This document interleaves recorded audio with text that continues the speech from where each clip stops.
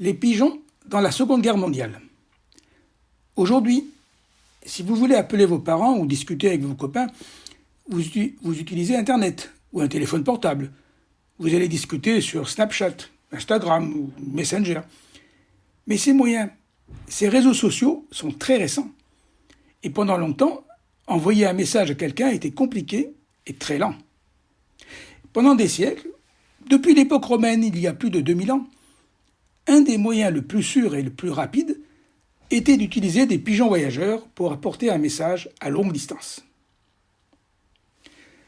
Le pigeon voyageur est un pigeon spécial qui vit dans un pigeonnier et qui sait toujours comment retourner dans son pigeonnier, même si on le lâche dans un endroit qu'il ne connaît pas. Il peut ainsi parcourir des distances de plusieurs centaines de kilomètres en volant jusqu'à 8 heures sans s'arrêter. Et ils volent vite. De 50 km à l'heure s'ils ont le vent de face, jusqu'à 120 km/h s'ils sont poussés par un vent fort. Ces pigeons voyageurs ont intéressé les militaires et, jusqu'à la Première Guerre mondiale, de 1914 à 1918, l'armée s'est souvent servie des pigeons voyageurs comme messagers. La Seconde Guerre mondiale, qui a opposé les Alliés, États-Unis, Angleterre, France, Russie surtout, aux pays de l'Axe, Allemagne, Japon, Italie, et qui a duré 6 années, de septembre 1939 à septembre 1945, a été une guerre plus moderne que les autres, avec l'utilisation de chars, d'avions, et même vers la fin, de fusées et de la bombe atomique.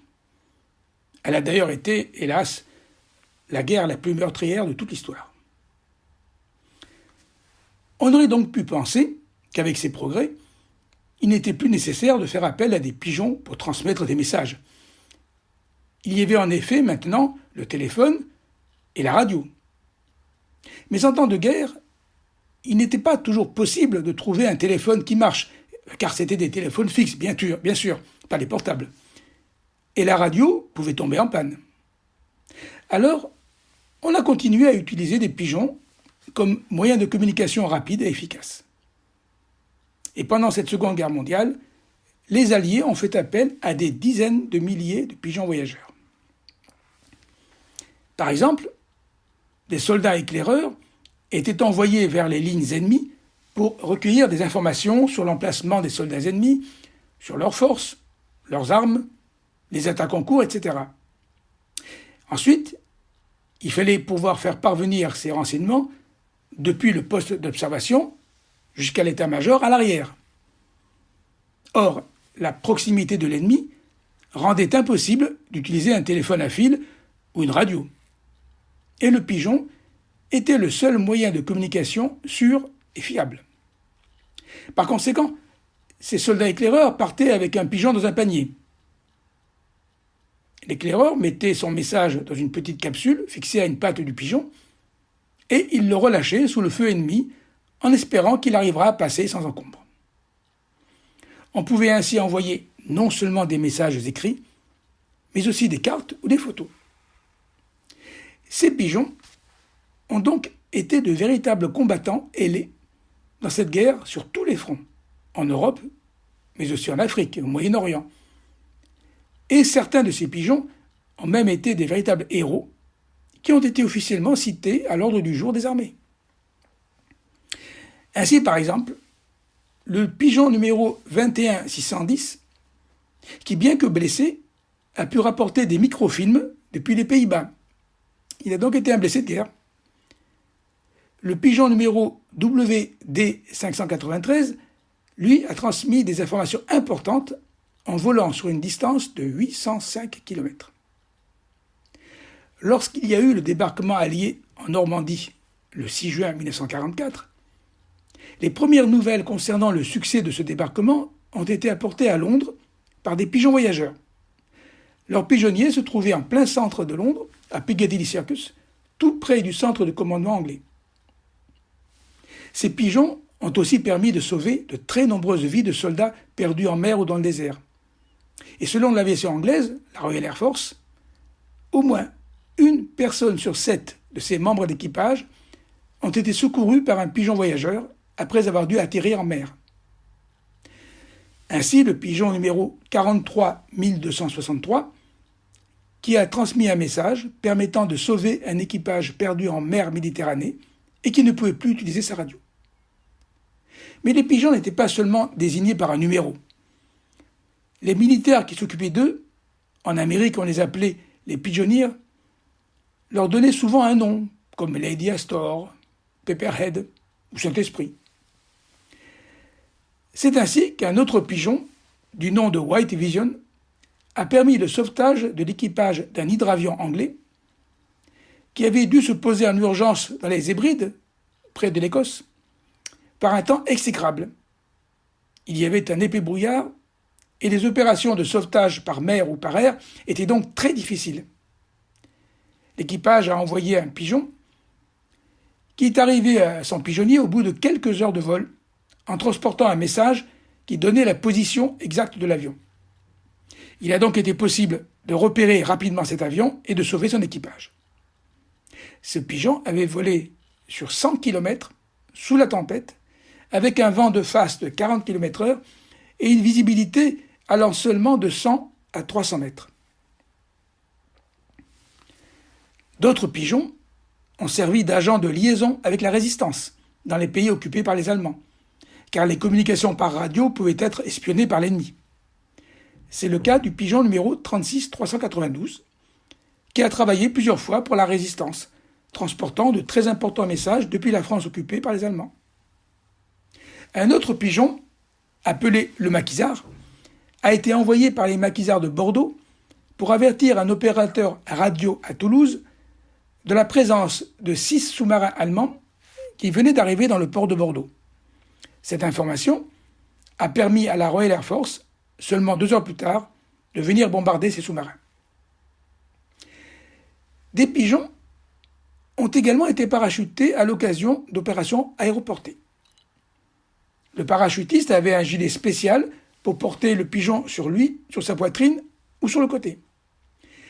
Mais on a également parachuté des pigeons tout seuls dans des cages spéciales qui s'ouvraient d'elles-mêmes à une altitude déterminée. Le pigeon sortait alors de sa cage, déployait ses ailes et faisait une grande spirale afin de retrouver son altitude de vol et de repartir vers son pigeonnier. Les pigeons voyageurs ont même été les ancêtres des drones, car on en a équipé certains avec des caméras pour réaliser des photos ou même des films des lignes ennemies. Il y a comme ça des milliers de citations à l'ordre de l'armée. Vous voyez que les pigeons ont joué un rôle important pendant cette guerre. Les Anglais ont d'ailleurs créé une médaille spéciale pour récompenser les animaux ayant fait preuve de bravoure ou de dévouement pendant cette guerre. C'est la médaille Deakin, l'équivalent de la croix de guerre pour les animaux. Les chiens, les chevaux ont ainsi été récompensés et les pigeons ont obtenu 32 médailles. Le pigeon le plus célèbre de la Seconde Guerre mondiale s'appelait G.I. Joe. Le 18 octobre 1943, en Italie, les Américains avaient demandé un bombardement par avion d'une ville occupée par les Allemands. Mais ceux-ci avaient déjà quitté cette ville, et des soldats anglais y étaient entrés déjà quelques minutes avant le bombardement qu'il fallait donc annuler de toute urgence. Malheureusement, il était impossible de contacter par radio l'aérodrome d'où devaient partir ces avions. Aussi, a-t-on envoyé le pigeon G.I. Joe avec le message d'annuler d'urgence ce bombardement. L'oiseau a parcouru les 32 km de distance en 20 minutes et est arrivé juste au moment où les avions allaient décoller. Le bombardement a pu ainsi être annulé à temps grâce à ce pigeon, et de nombreuses vies humaines ont pu être sauvées. G.I. Joe a été décoré de la médaille Deakin pour acte de bravoure par le Lord Mayor de Londres en personne. Il a été le seul pigeon américain à recevoir cette médaille anglaise. Bien sûr, pour pouvoir être aussi efficaces, ces pigeons devaient avoir été bien entraînés par leurs éleveurs, qu'on appelle des colombophiles. Il fallait environ 8 semaines pour bien former un pigeon voyageur à partir de sa naissance. En Amérique, ces éleveurs ont donné à l'armée américaine leurs meilleurs oiseaux, y compris des champions qui avaient gagné des courses. Et l'armée américaine a elle-même commencé à croiser des pigeons les plus vigoureux et les plus rapides pour obtenir des oiseaux encore plus rapides et forts, capables de voler sur des distances encore plus grandes, jusqu'à 1000 km. Il fallait aussi s'assurer que ces pigeons reviennent le plus rapidement possible à leur pigeonnier. On pouvait les motiver par la faim, en ne les nourrissant plus jusqu'à leur départ. Mais la jalousie était aussi une très forte motivation. Ainsi, juste avant le départ d'un pigeon mâle pour son vol, on introduisait dans son pigeonnier un autre pigeon mâle qui venait draguer sa pigeonne. Soyez certain qu'une fois relâché, ce pigeon était pressé de regagner son pigeonnier pour retrouver sa pigeonne. Il arrivait malheureusement qu'il y ait aussi des pigeons qui n'étaient pas à la hauteur.